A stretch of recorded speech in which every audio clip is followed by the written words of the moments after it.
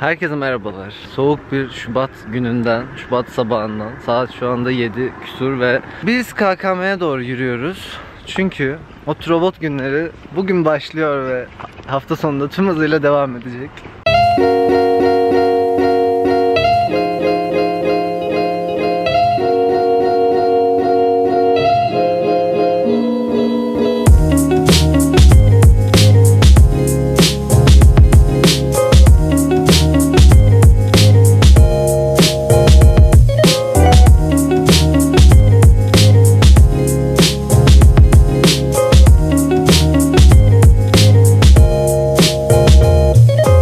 Evet, şu anda açılış konuşması başlayacak. KKM'de Kültür Kongre Merkezi'nin Kemal Kurdaş salonundayız. Şöyle göstereyim. Bol bol fotoğraf çekmem lazımmış. Zira normalde fotoğraf çeken insanlar konuşmacı olarak görevli bu sefer. Bakalım.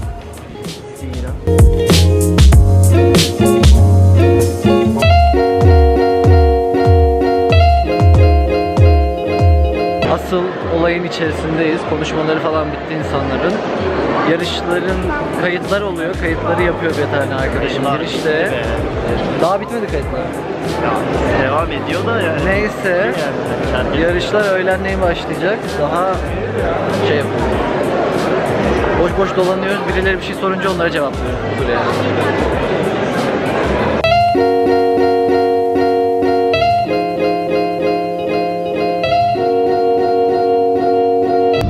Sponsorumuz Çaykur'a. Buradan teşekkür ediyorum. Ve içeri giriyorum çünkü yağmur yağıyor. Otrobot günleri hakkında ne düşünüyorsun? Çok yorucu geçiyor ama çok keyifli ve teknolojik dolayısıyla yaşayabiliyorsunuz. Özellikle uluslararası bir etkinlik olduğu için herkes İngilizce, Fransızca. Aynen. Bilmeyen de bilmiyor. Herkes birbirini anlayabiliyor. Bence 5 dilin altında. Tabii canım 5 dilin altı bilmeyen de ne bileyim. Buraya mı? Evet, katılıyorum kesinlikle. Teknolojinin keyfini çıkarın. Sen de çıkar keyfini teknolojinin. Çıkar.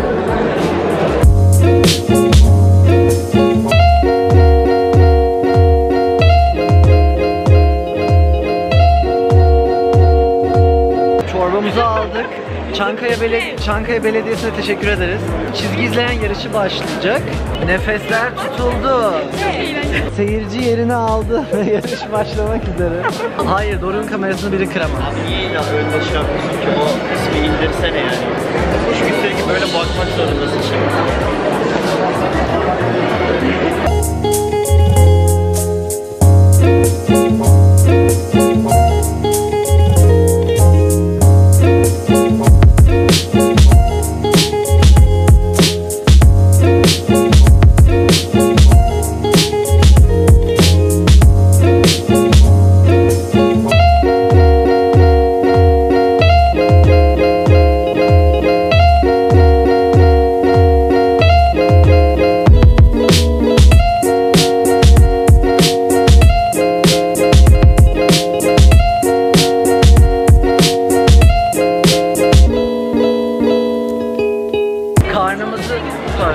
Karnımızı doyurduk. Sırada Arkadaşlar doğru böyle insanların kalbini kırar. Sırada şey var. Buraya koy, tamam mı? Kesme. Robot yarışları var. Çok heyecanlıyım. Sait, sen de heyecanlı mısın? Ne konuda? Robot yarışları. Her konuda heyecanlıyım ben, her konuda. Her konuda heyecanlıyım.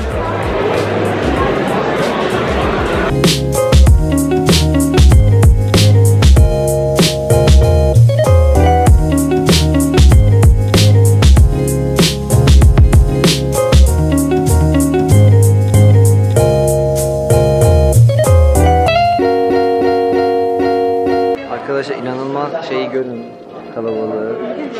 Sayınca 40 kişi çıkmıyor. Tam 40 falan işte. Melis arama kurtarmanın sunucusu olacakmış. Şimdi az önce üzerinde yaslanırken şu masayı aşağıya çöktü böyle. Hissettim yani. Neyse. Yanında çizgi izleyen yarışmacılar alkışlar. Hala bitmiyor çizgi. Aslında Melis'i alkışlıyorlar, moral alkışlıyorlar. Ben ve yardımcı hakemlerim sana iyi şanslar diliyorum.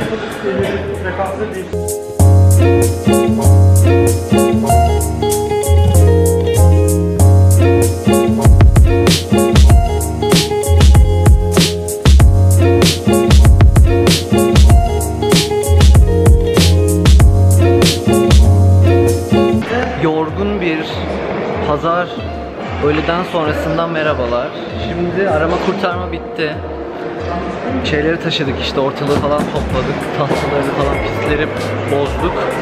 Zaten burada da pek bir insan kalmamaya başladı gördüğünüz gibi. Buradan sonra da ödül töreni olacak, onu da böyle birazını çekmeye çalışırım. Sonrasında da Otrobot günleri 2019'u bitirmiş olacağız.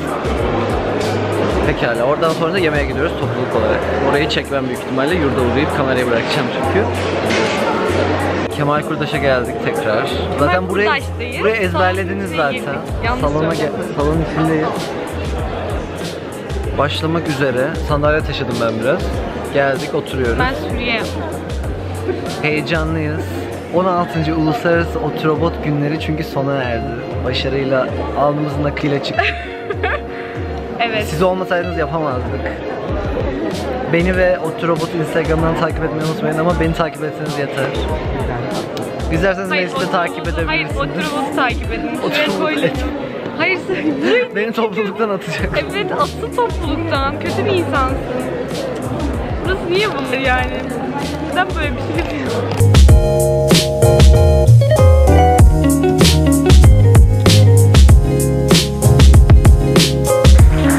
Kimin koordinatörü bu?